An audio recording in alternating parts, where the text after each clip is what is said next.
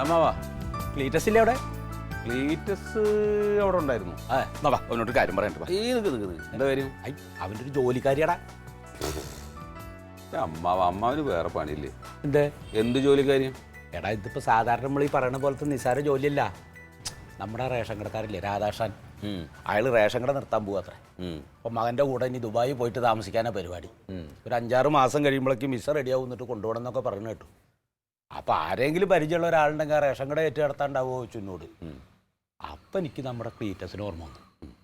അത് നമുക്ക് ഒരു 6 മാസം അയാളുടെ അടുത്തൊന്ന് പോയി നിന്നൊക്കെ ഒന്ന് പഠിച്ച് റെഡിയായി കഴിഞ്ഞാൽ ആ റേഷൻ കട ബനെ അങ്ങോട്ട് കൊടുക്കും, അല്ലെങ്കിൽ ഞാൻ എടുക്കും.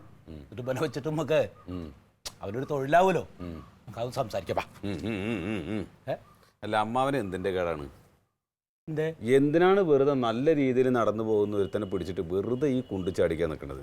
ഒറ്റ അടി എന്ത് നല്ല രീതിയിൽ നടക്കണേ? അല്ല, അവനിതൊന്നും നടക്കില്ല, അവനത് പറ്റില്ല. എടാ നീ എന്തെങ്കിലും ഒരു കാര്യം പറയുമ്പോ ഇങ്ങനെ നീ അത് അസാൾട്ടായിട്ട് വിടല്ലേ? നീ ഒന്ന് ചിന്തിച്ചു നോക്ക്. ഇതിലെന്താ ചിന്തിക്കാനുള്ളത്? എടാ അവനിപ്പോ എന്താ രാഷ്ട്രീയത്തിലല്ലേ? ഇപ്പൊ നോക്കിയൊക്കെ ഏതൊരു പഞ്ചായത്തിൽ കൗൺസിലറായിട്ട് നിൽക്കണമെങ്കിൽ ഒരു റേഷൻ കടക്കാരൻ നിന്ന് അപ്പം ജയിക്കും. എന്താ ആ റേഷൻ കടയിലുള്ള 1000 റേഷൻ കാർഡിന്റെ ഉടമകൾക്ക് അയാൾ വേണ്ടപ്പെട്ട ആളാ.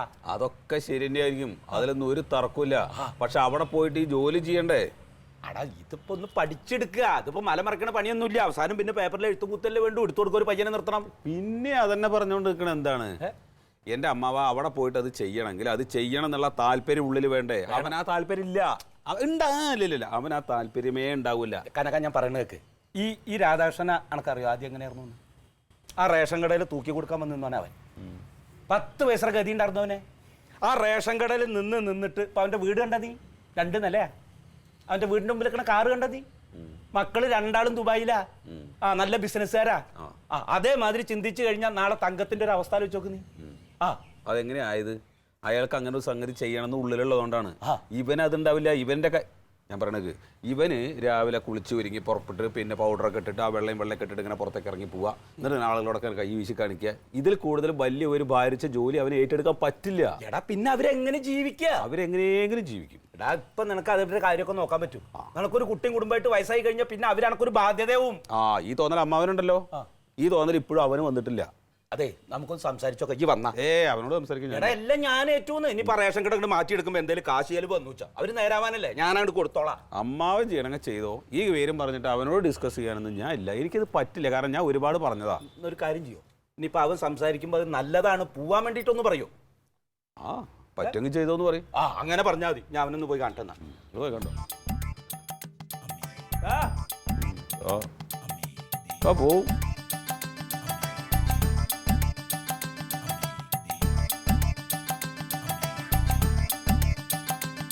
നീ എന്താ ഒന്നും മിണ്ടാത്ത്? നീ എന്താ ഈ ആലോചിക്കണേ? എടാ കാശ് ചെലവുള്ള കാര്യമല്ല.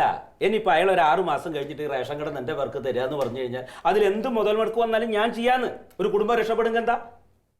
ഇതിലിപ്പോൾ എനിക്ക് ഒട്ടും താല്പര്യമില്ല. കണ്ട അമ്മാവൻ വല്ല കല്ലിനോടോ മരത്തിനോടോ പോയി പറ. കുറെ കേട്ട് കഴിയുമ്പോൾ നാണം വെച്ച് അതെങ്കിലും പോവും. ആ കനകനോട് പറഞ്ഞത് അവൻ്റെ അടുത്ത് പോയി പറയേണ്ട, നാണം കെടുന്നു. അത് ശരിയായി. നീ എന്ത് പിണ്ണാക്കറിഞ്ഞിട്ടാണ് ഈ സംസാരിക്കണത്? റേഷൻ കടയെ കുറിച്ച് നിനക്ക് എന്തെങ്കിലും അറിയാമോ? ലോകത്തിൽ ഏറ്റവും വലിയ കൊള്ളരുതായും കരിഞ്ചന്തയും അഴിമതിയും നടക്കുന്ന സ്ഥലമാണ് ഈ റേഷൻ കട. അവിടെ എന്നെ പോലൊരു പ്രമുഖൻ ഇങ്ങനെ ഒരു പൊതുപ്രവർത്തകൻ പോയി ജോലിക്ക് നിൽക്കാന്ന് പറഞ്ഞാലേ. പൊന്നു ക്ലീറ്റോ, നിങ്ങളോട് ആരെങ്കിലും പറഞ്ഞോ പ്രമുഖനാവാൻ? തന്നെ താൻ എടുത്ത് തലയിൽ വെക്കണതല്ലേ? എടാ ഈ റേഷൻ കട നടത്ത പറഞ്ഞ അത്യാവശ്യം അഴിമതിയൊക്കെ ഉണ്ടാവുന്ന എല്ലാവർക്കും അറിയാം. അല്ലാണ്ട് നാട് നേരാക്കാനൊന്നും പറ്റില്ല. അങ്ങനെ ജനങ്ങളെ ദ്രോഹിക്കണ ഈ ഒരു സംരംഭത്തിന് കൂട്ടി നിൽക്കാൻ എന്നെ കിട്ടില്ല. എടാ അത് എങ്ങനെ? ഇത് ജനങ്ങൾക്ക് കിട്ടേണ്ടതിനാണ് എടുത്ത് തിരിച്ചു മറിക്കുന്നത്. നീ പറഞ്ഞതില് അർത്ഥമുണ്ട്. ഈ റേഷൻ കടയിൽ ജനങ്ങളെ ദ്രോഹിക്കണം എങ്ങനെയാണെന്നറിയോ? മാസത്തിലെ ആൾക്കാർ അരിക്കും പഞ്ചാരക്കും വരുമ്പോൾ അരി ഇവിടെ ഉണ്ടായിട്ടും അയ്യോ അരിയില്ല, മണ്ണെണ്ണ ഇല്ല, പഞ്ചാരില്ല എന്ന് പറഞ്ഞ് അവരെ മടക്കും. എന്നിട്ട് ആ മാസം അങ്ങോട്ട് തികയുമ്പോൾ അത് മുഴുവനും എഴുതിയെടുത്തിട്ട് കരിഞ്ചന്തയ്ക്ക് വെക്കും. അത് ദ്രോഹം. എന്നാൽ മാസം പറഞ്ഞ ഡേറ്റിന് വരുന്ന ആൾക്കാർക്ക് എല്ലാം ഉണ്ട് പറഞ്ഞു കൊടുക്കുക. എന്നിട്ട് വാങ്ങാതെ വല്ലവരും വിട്ടുപോയെങ്കിൽ അതെടുത്ത് തിരിമറിയും. അത് സ്വാഭാവികമാണ്. അങ്ങനെ കള്ളത്തിൽ നടക്കുന്ന ഒരു കടയാണ് ഇത്. ഈ രാധാകൃഷ്ണൻ എന്ന് പറയുന്നത് ഇത് ഭൂലോക കള്ളൻ. ഈ ലോകത്ത് വേറെ ഉണ്ടാവില്ല. അയാൾ ഈ ജാതി സാധനങ്ങൾ ആൾക്കാർക്ക് കൊടുക്കാതെ തന്നെയാണ് ഈ പരിപാടി നടത്തിക്കൊണ്ടിരിക്കുന്നത്. എടാ 6 മാസം കഴിഞ്ഞ് അയാൾ അത് നിർത്തല്ലേ? അപ്പൊ നമുക്കത് നമ്മുടെ പേർക്കും കൂടെ മേടിക്കാലോ. അപ്പൊ പിന്നെ ഈ കള്ളത്തരം ചെയ്യാണ്ട് സത്യസന്ധമായിട്ട് നീ ജോലി ചെയ്തോ. എടി ഇപ്പൊ ഈ ചെയ്യണ പോലെ കള്ളത്തരൊന്നും ഇനി റേഷൻ കടയിൽ ചെയ്യാൻ പറ്റില്ല. ഇനി അങ്ങനെയൊന്നും റേഷൻ കടക്കാർക്ക് എഴുതിയെടുക്കാൻ പറ്റില്ലാന്ന്. നമ്മുടെ റേഷൻ കാർഡിൽ അരി മേടിക്കണമെങ്കിലേ നീ നമ്മൾ ചെന്നിട്ട് ഇതെങ്ങനെ കൈ വെക്കണം. അത് ശരി. ആ അല്ലാണ്ട് എഴുതിയെടുക്കാൻ പറ്റില്ല. നമ്മൾ കൈ വെച്ചാൽ മാത്രമേ നമ്മുടെ അരി പാസ്സാവുള്ളൂ. എവിടെ? ഇനി അങ്ങനത്തെ നിയമം വരാൻ പോണ് കേരളത്തിലോ? ആ. നടന്നു. ഇവൻ എന്ത് രാഷ്ട്രീയ അപ്പൊ ആൾക്കാർ ഇനിയും പട്ടിണി കിടക്കേണ്ടി വരും. ഇല്ലടാ. ഇതൊന്നും ഇവിടെ നടക്കൂല അമ്മാവ. പിന്നെ എങ്ങനെ ഈ റേഷൻ കട നടത്തുന്നവർക്ക് നല്ല വരുമാനം വരാൻ പോണ്? 1000 റേഷൻ കാർഡുള്ള ഒരു റേഷൻ കടയാണെങ്കിൽ 28,000 റുപ്യ വരെ ശമ്പളമാണ് ഇനി കൊടുക്കാൻ പോണത്. ആ ഇനി 500 കാർഡ് ഉള്ളെങ്കിൽ ഒരു 18,000 അതിലും കൂടുതലായിട്ട് ശമ്പളം അത്ര കൊടുക്കാൻ പോണം. അപ്പൊ പിന്നെ പ്രശ്നം തീർന്നില്ലേ? സർക്കാർ ശമ്പളം പോലെ മാസം കിട്ടിക്കൊണ്ടിരിക്കുമ്പോ കുടുംബം രക്ഷപ്പെടില്ലേ? എന്നാൽ ഇതൊന്നും എനിക്ക് പറ്റൂല അമ്മ. ഇതൊന്നും ശരിയായ പരിപാടിയല്ലേ. എടാ നീ ഒരു രാഷ്ട്രീയക്കാരനല്ലേ? ഇപ്പൊ നമ്മുടെ ഇവിടെ പഞ്ചായത്ത് ഇലക്ഷൻ നടക്കുന്നുണ്ട്. ഏറ്റവും കൂടുതൽ കൗൺസിലർമാരാവണത് ആരാ? റേഷൻ കട മുതലാളിമാരാണ്.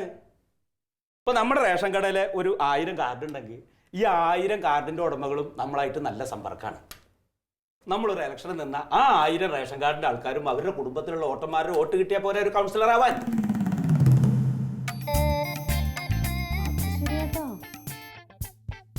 ഞാനൊരു നല്ല കാര്യം ആയിക്കോട്ടെ വെച്ചിട്ട് പറഞ്ഞാ വേണമെങ്കിൽ ചെയ്താൽ മതി, ഇല്ലെങ്കിൽ വേണ്ട. പണ്ടേ ക്ലീറ്റോന്റെ നാട്ടുകാർക്കൊക്കെ വലിയ മതിപ്പാ. പിന്നെ ഇതും കൂടി ആവുമ്പോഴോ?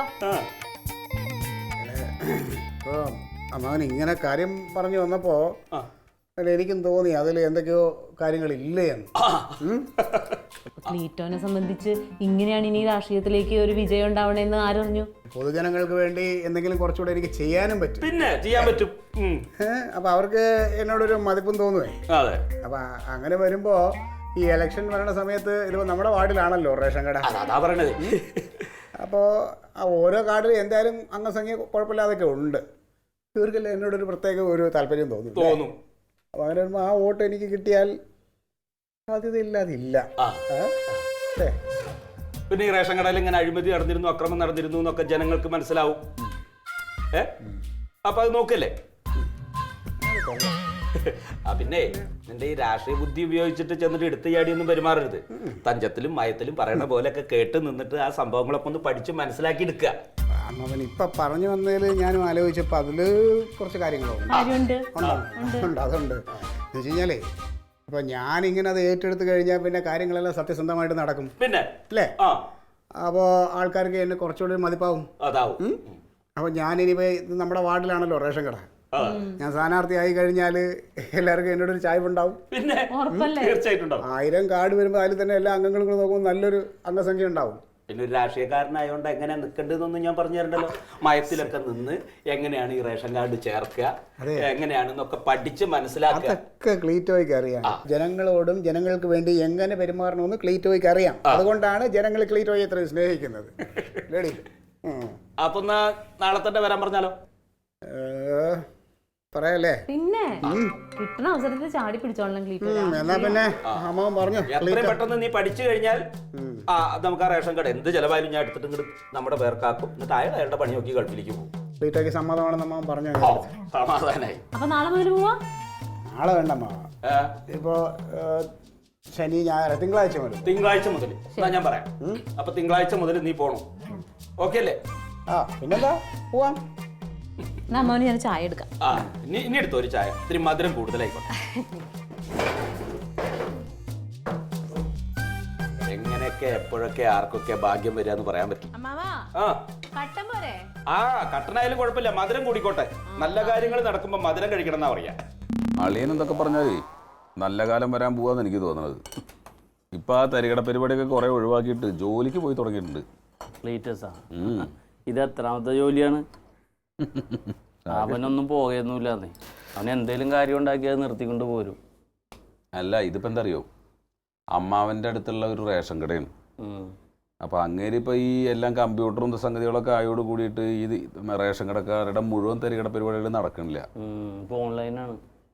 പിന്നെ മാത്രല്ല ഒരു 10,000-ഓളം കാർഡ് ഉണ്ട് തോന്നുന്നു ആ റേഷൻ കടയ്ക്ക്.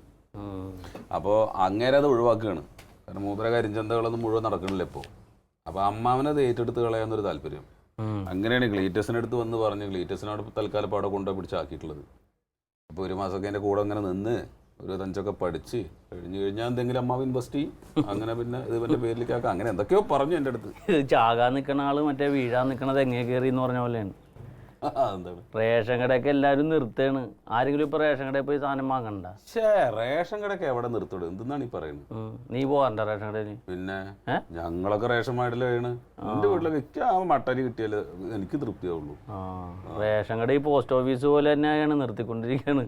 അതൊക്കെ വെറുതെ പറയാം. ആൾക്കാരൊക്കെ എത്ര ആൾക്കാർ റേഷൻ കടയിൽ വരുന്നത് വലിയ വലിയ വണ്ടിയിലൊക്കെ വന്നിങ്ങോട്ട് നിൽക്കും. എന്നിട്ട് ആ 2 രൂപയുടെ അരി ഉണ്ടല്ലോ അത് വാങ്ങിച്ചുകൊണ്ട് പോകുന്ന എത്ര പാർട്ടികൾ നമ്മുടെ നാട്ടില്. അതൊക്കെ മറ്റേ നിവർത്തികേടുള്ളവര് രക്ഷപ്പെട്ട ഈ അരി തിന്നാതെ അവർക്ക് ഒരു സുഖം കിട്ടൂല. അല്ല സാറേ, സാറ് നല്ല പണിയാണ് കാണിച്ചേട്ടാ. സാർ ഈ രാഷ്ട്രീയമൊക്കെ വിട്ടിട്ട് റേഷൻ കടയിൽ ജോലിക്ക് പോകാന്ന് പറഞ്ഞാൽ നമ്മളൊക്കെ എന്താ ചെയ്യുക? നമ്മൾ സാറിനെ വിശ്വസിച്ച് ഇറങ്ങിക്കുന്നത്. എടാ മണ്ടന്മാരെ, ഞാൻ ഈ റേഷൻ കടയിൽ പോയി നീ കഷ്ടപ്പെടുന്നത് എന്തിനാണ്? നിങ്ങൾക്കൊക്കെ വേണ്ടിയാണ്, നമ്മുടെ പാർട്ടിക്ക് വേണ്ടിയാണ്. അറിയാമോ? അല്ലാതെ എനിക്ക് താല്പര്യത്തോടെ ഒന്നും അല്ല ഞാൻ ആ റേഷൻ കടയിൽ പോയി നിൽക്കുന്നത്. നമ്മുടെ ആ നാണിത്തള്ളയുണ്ടല്ലോ, നാണിത്തള്ള അന്ന് റേഷൻ കടയിൽ നടക്കുന്ന അഴിമതിയെ കുറിച്ച് എന്നോട് വന്ന് പറഞ്ഞപ്പോൾ മുതൽ എൻ്റെ മനസ്സിന്റെ ഉള്ളിൽ കിടന്നിങ്ങനെ തിളയ്ക്കാൻ തുടങ്ങിയിട്ട് അപ്പോഴാണ് ദൈവം കൊണ്ടുവന്നതുപോലെ അമ്മാവന് ആ റേഷൻ കട ഏറ്റെടുത്ത് നടത്താനുള്ള ഒരു ഐഡിയ ഉണ്ട്.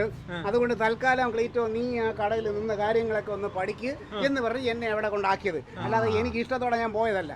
ഈ കാര്യങ്ങളൊന്നും മനസ്സിലാക്കി എടുത്തിട്ട് അവന്റെ അഴിമതി ഉണ്ടല്ലോ റേഷൻ കടക്കാരൻ്റെ, അത് പുറത്ത് കൊണ്ടുവരണം. അത് കൊണ്ടുവന്നു കഴിഞ്ഞാൽ അവിടെ ഇമേജ് കൂടുന്നത് ആർക്കാ? നമുക്കും നമ്മുടെ പാർട്ടിക്കും നമുക്ക് എല്ലാവർക്കും അല്ലേ.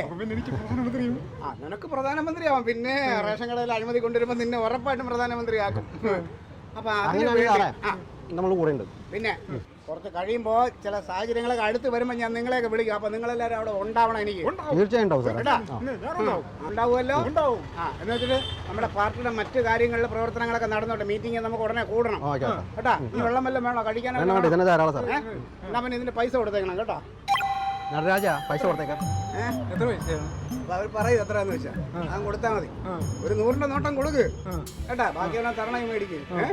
പ്രധാനമന്ത്രി ആവണ്ടേ? വേണം.